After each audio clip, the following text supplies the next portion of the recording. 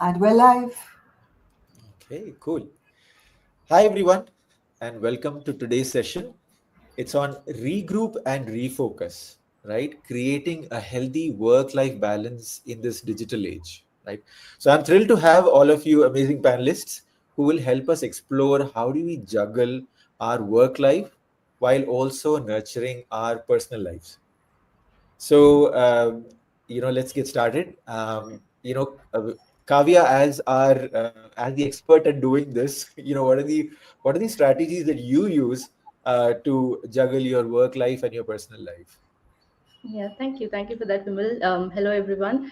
And yeah, when we talk about work-life balance, right, the first key is to set your boundaries, right? In this digital age, we are always connected. Like, even if we go out for a lunch or a dinner with our loved ones, we are still checking our phones, checking our emails and messages and everything. So the first thing is we have to set our boundaries, right? So there are different ways you can do it. Like, main thing is Nandini is laughing because I think she does that, right? So we all do it, like even when we are at lunch and everything, right? So set your boundaries, like set a dedicated workspace for yourself. So you should have something like, this is where I work.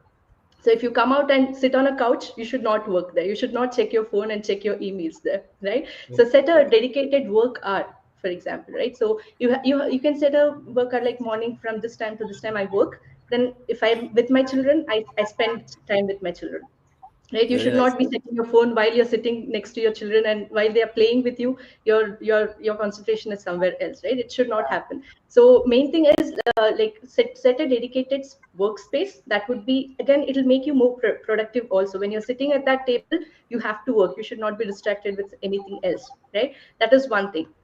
And also, a lot of people, especially this is also for people who are employees, and they take a lot of responsibilities on themselves and they put the pressure on themselves, right? So they don't feel like saying no to things. So when somebody comes and asks you to do something, you'll just, okay, why should that person feel bad, right? So you'll just say, okay, I'll do it sometimes, right? So you take a lot of pressure. And maybe, yeah, most of you might have experience, right? So somebody is going on a holiday or leave, and they say that, okay, can you take my shift? Okay, let me take, because you don't want that person to feel bad.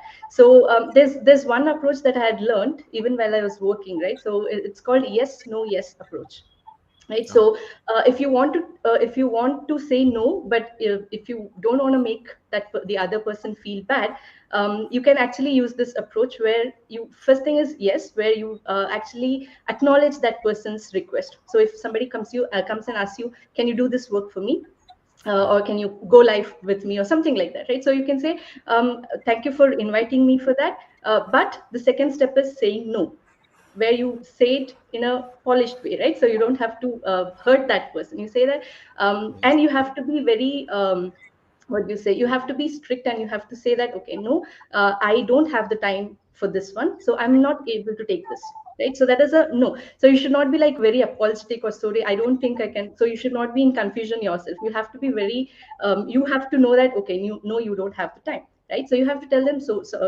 thank you for inviting me, or thank you for thinking of me for this task, but I think I don't have the time bandwidth for this. So, and the third one is, again, yes, right? Yes, no, and again, yes.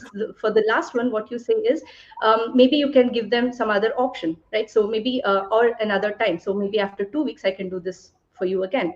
Or maybe this person is good at this. Try asking that person. So you're saying yes, no, and yes. So I think that's a very good approach, even for employees who can, like, use this Yeah, strategy. very, Instead of very nice. saying and making the other person feel bad, you are acknowledging it and saying that you don't have the time, but you're also giving them different options, right? So Very these are different things we can try, women.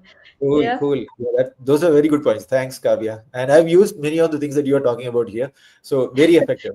especially Completely in our agree. IT Exactly. profession, right? Exactly. Yeah, 100% true. Yeah. In any field, I would say. yeah, Right.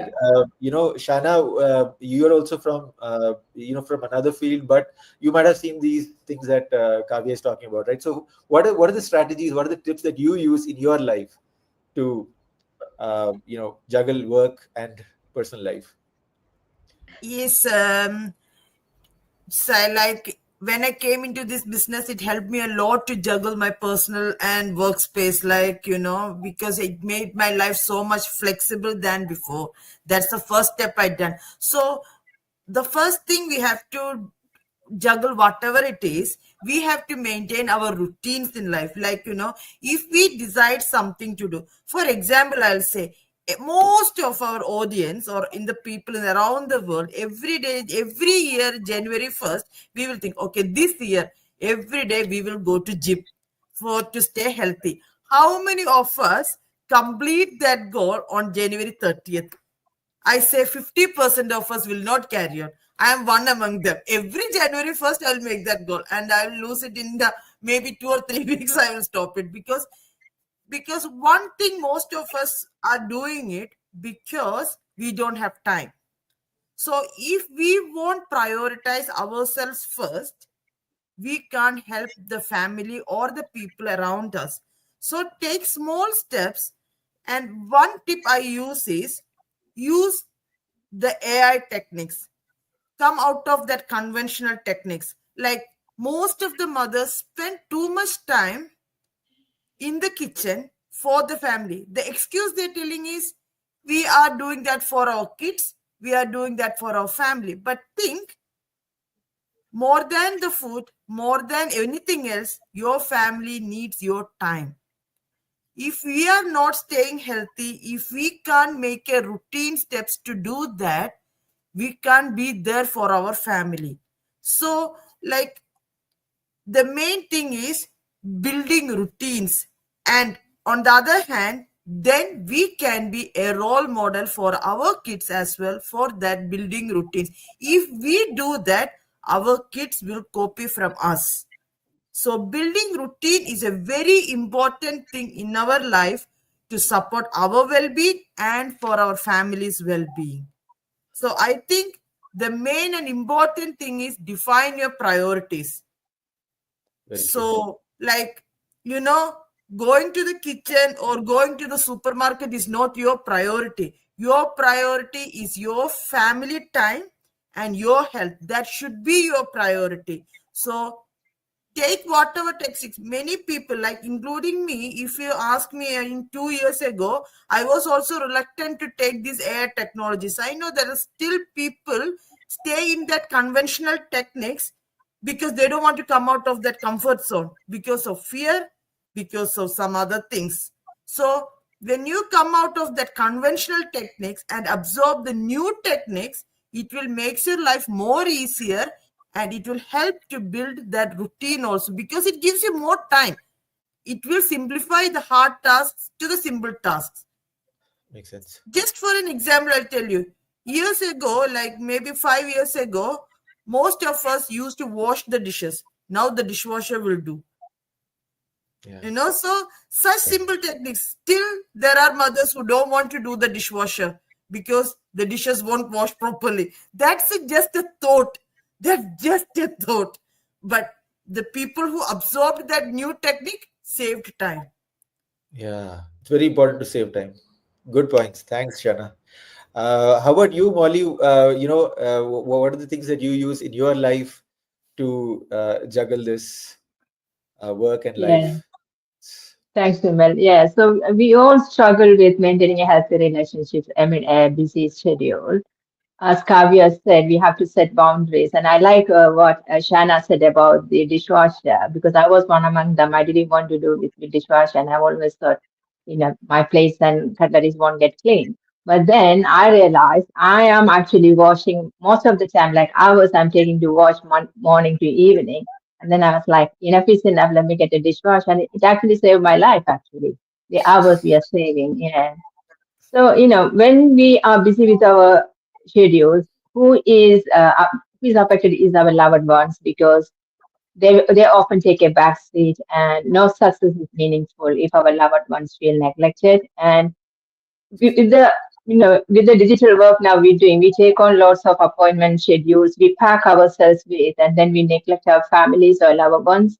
And even during our meal times or with the family, our phone is always on. We get emails, we get phone calls, and then we are distracted away from the family. And if the family reaches to us for something, we shut them off saying, no, come back later. So they feel neglected and they feel they're not important. And it's sort of like they're competing with our devices to get that Yeah. attention. And for me to stay connected with the families or the nurture relationships are like no work dinner. So make sure we dedicate at least 1 meal with the family and then dedicate that time for the family. No emails, no phones, nothing. And then have a digital detox weekends. So at least once a month, have a time with your family, unplug entirely all those equipments that takes away attention away from your family and your loved ones. And, detox means you could go for a hike with your family or could play some cards or maybe heart-to-heart conversations, and they feel loved and they feel like okay they are part of, they feel non-negotiable as well.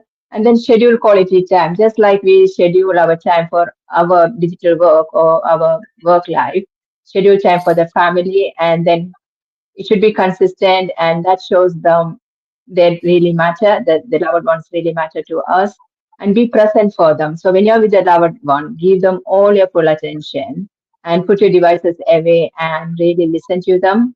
And then the other important thing is the communication. So, because of our work schedule and a busy schedule, we may have something coming up with a deadline. So communicate to them in advance that you are busy and you won't be available at this particular time.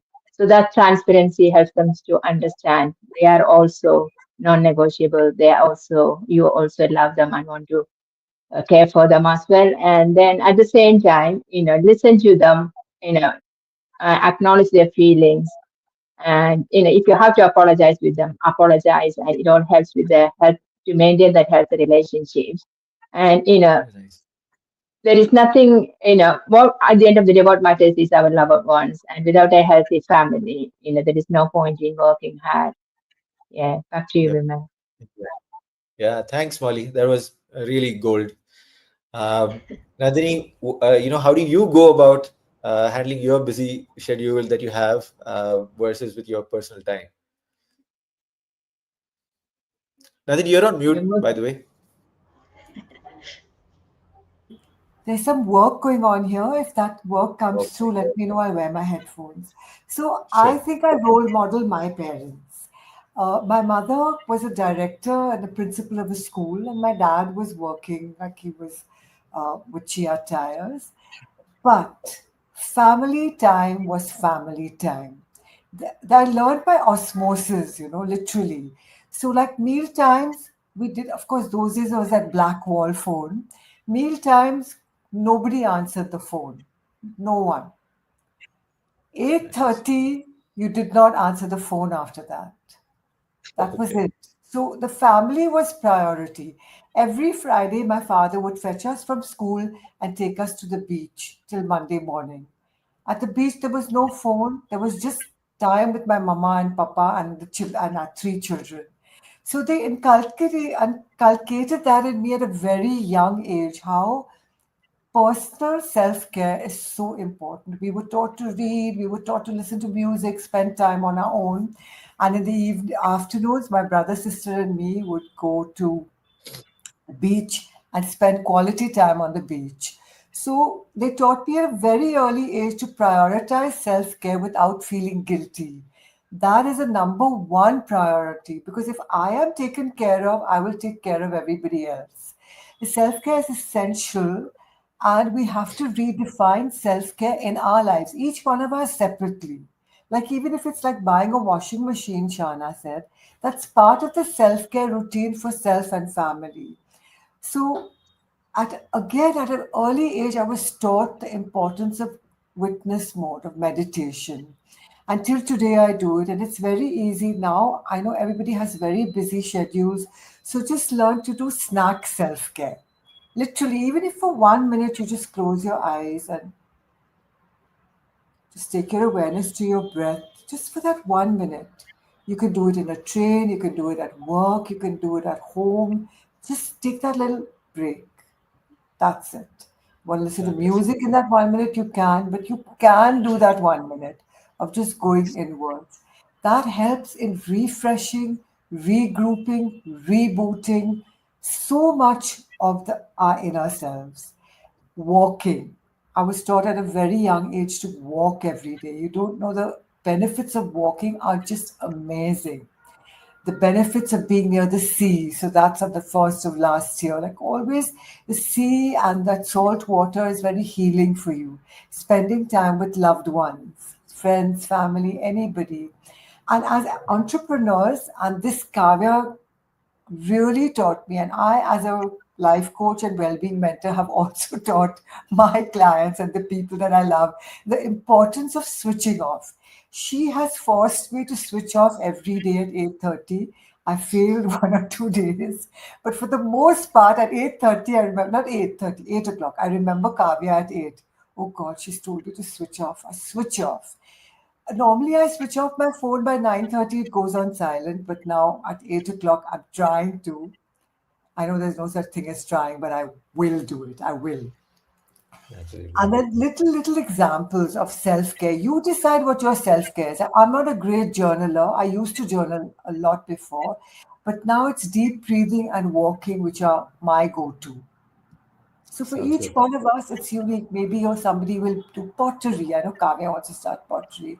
Maybe Molly will do her writing in her journal. I know she likes to do that a lot. Maybe Shana will chill and tell her husband, let's order out tonight. Because at that time I'd spend with my kids. Maybe Vimal likes to put his phone on focus mode and go have a coffee at the Forum Mall. I don't know. Or spend time with his two little kids doing some fun stuff. So we all have our different things, but remember that self-care is very, very important. So Very thank you, nice. everybody, and thank you, Vimal. Very well said. Thanks, Nandini. So, a lot of good points from all our panelists here today. About setting boundaries, using household appliances to gain back time in your life, spending time with family, prioritizing them, and the power of meditation, and taking a minute off as a snack. So it's all amazing. So I think what we should, just to summarize, right?